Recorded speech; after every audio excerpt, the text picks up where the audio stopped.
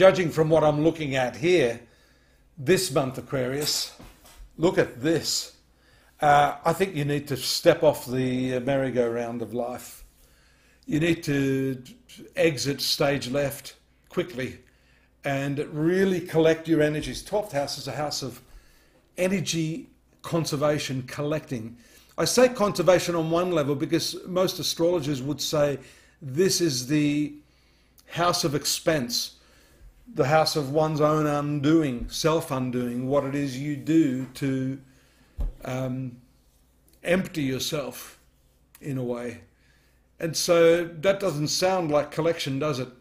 In some ways you have to get rid of everything before you can actually collect. You know that old saying, clutter, it sort of stops things coming in. So in a way that's why, as opposed to this 6th house of your horoscope, which is also important right now because you've got your karmic North Node transiting this area, very, very big, very positive in the 6th house, but that's also the house of debt. So this expense or this waste or this freeing up of energy is, in a way, the inceptive part of collecting or growing or accumulating. So it's a gathering period in a way, but first off you have to get rid of the stuff. You've got to get rid of all the bullshit in your life. And that's shown by, you know, Saturn and Pluto. We've talked about that over and over. That's going to be there for a while. But when you've got these personal planets, the Moon and then also Venus here moving in this 12th house, that could actually be literally financial expenses, and particularly to do with your home. But that's more to do with what happened in the last month, because as you notice here, if we animate this, you see straight away on the 2nd, the transit of Venus into your sun sign. Lovely position actually, followed up closely there by the Moon. And this is showing us a whole new self-awareness.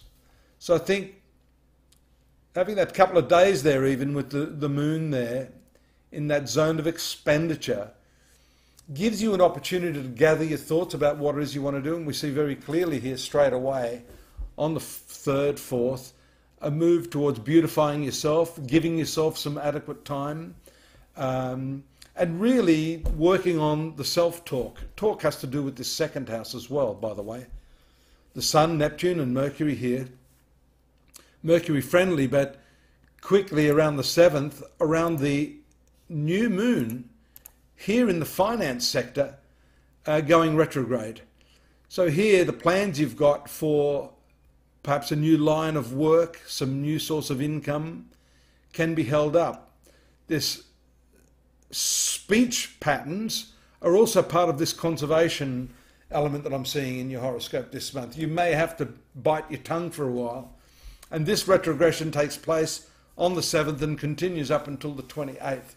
So you're going to have to get used to the idea this month anyhow that you're not going to easily move things forward while this planet is here. Moon does a bit of an interesting thing there in the 4th house on the 11th as it moves into this midpoint between Mars and Uranus in your domestic sphere. I'm just trying to get my head around how this impacts upon you, because there's some aspects forming here to this 12th house stuff. Maybe what goes on here, see Saturn in the 12th curbs your expenditure a little. So maybe this Mars and Uranus, which also you notice here, this has just moved into this 4th house, which can turn your domestic affairs upside down. So you have to be very, very careful, because this, with the Moon here, passing through here over a couple of day period, can show that you are likely to just shoot from the hip and do something just right on the spur of the moment, which can, well, here it shows that it's going to work for you, believe it or not. Maybe there's something creative in this, and we see that by the Moon moving into the 5th house on the 14th and 15th. And here I was talking about this karmic point in your horoscope, the 6th house of work, and the Moon moving through here on the 17th, indicative of being able to competitively beat your enemies. So here, if you've got any sort of competitive meeting or interview that you have to go to. That's more likely after the sun moves into this area of the horoscope. Just there, the new moon phase, the sun moves into the third house of communication and contracts, just as you've got that full moon in the ninth house. That's the higher mind, that's aspirations, that's what it is you're driving to achieve in the larger scheme of things. And notice too, at this time you've got a lovely sextile aspect between Venus and Jupiter from your social sphere. So you're feeling good about yourself, notwithstanding some of these topsy-turvy influences in the zone of home life, family and relatives. The 26th we see Venus, your best planet, again making a move into this finance sector, right? And Mercury finally moves forward at that time, which is exactly what you want to finish the month on an upbeat note financially. Straight after that, you said, we'll get to that next month, Mars moving in the fifth house. Stay tuned. That's, you know, where the TV show stops and you go, oh no, just what next month. You've got to come back for that. I hope you do. In the meantime, visit me at astrology.com.au to find out what's going on. You'll get a bit of a sneak preview there because I've done the year in advance for you, Aquarius, astrology.com.au, and it's a perfect time of the year to get that personal reading done with me. If you've never had a reading, I use the Vedic system of astrology, a square chart.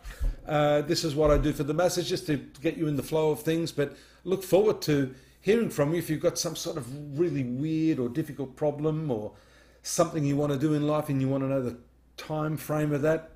Here I am. Just drop me a message and we'll make it happen. Same time, same station next month. See you here. Bye-bye.